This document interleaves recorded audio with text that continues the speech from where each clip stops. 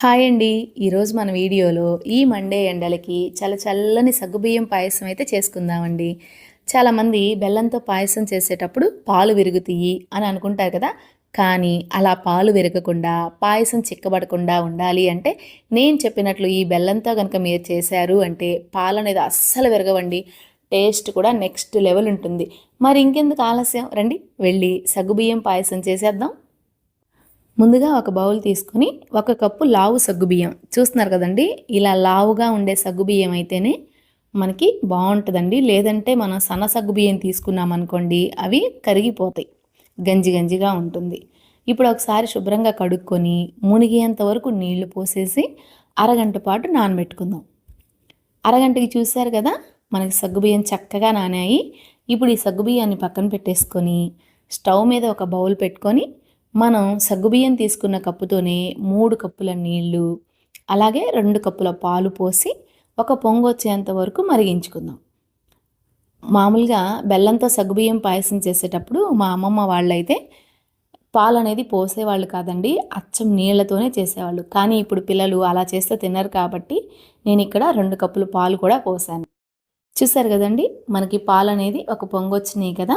ఇప్పుడు మనం నానబెట్టుకున్న సగ్గుబియ్యాన్ని ఇందులో వేసేసుకొని స్టవ్‌ని మీడియం ఫ్లేమ్‌లో పెట్టుకొని ఇలా మధ్య మధ్యలో కలుపుకుంటూ ఒక 10 నిమిషాల పాటు ఉడికించుకుందాం.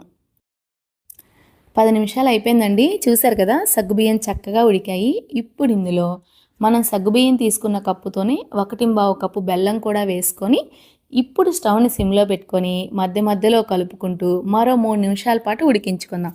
మనకి అలా ఉడికితేనే మన పాయసం రుచి అనేది ఇంకా బావుంటుందండి. మనం పక్కన పెట్టేసి బెల్లం కలిపేసామనుకోండి అంత టేస్ట్ అయితే అనిపించదు. మీరు కిరాణా షాప్‌కి వెళ్ళి రంగులేని బెల్లం అని అడిగితే ఇస్తారండి. దీన్ని అరిసెలకి, మన డ్రై ఫ్రూట్స్ అట్లాంటి వాటిల్లో చేసే వాటిల్లో ఈ బెల్లం అనేది వాడతారు. ఇది హెల్త్‌కి కూడా చాలా మంచిదనమాట. మీరు పావు కిలో అచ్చుల బెల్లం వేశారనుకోండి మనకి పాలనేది విరుగుతాయి. ఇది వేస్తే మనకి పాలనేది విరగదనమాట. ఇప్పుడు స్టవ్ మీద ఒక పాన్ పెట్టుకొని, ఒక టేబుల్ స్పూన్ నెయ్యి, అందులోనే కట్ చేసుకున్న కొబ్బరి ముక్కలు, జీడిపప్పు ముక్కలు, కిస్మిస్ వేసి ఇలా ఎర్రగా వేగిన తర్వాత ఇప్పుడు స్టవ్ ఆఫ్ చేసేసుకొని ఈ పాయసంలో వేసుకున్నాము అంటే మన వేడి వేడి సగ్గుబియ్యం పాయసం అయితే రెడీ అయిపోతుంది. చూసారు కదా! ఎంత బావుందో! చేయడం కూడా చాలా సింపుల్ అండి. మనం ఇలా వేడి వేడిగా తినలేం కాబట్టి ఈ సమ్మర్‌లో ఫ్రిడ్జ్‌లో గనక స్టోర్ చేసుకున్నామనుకోండి 2, 3 రోజులు కమ్మగా తినేయొచ్చు.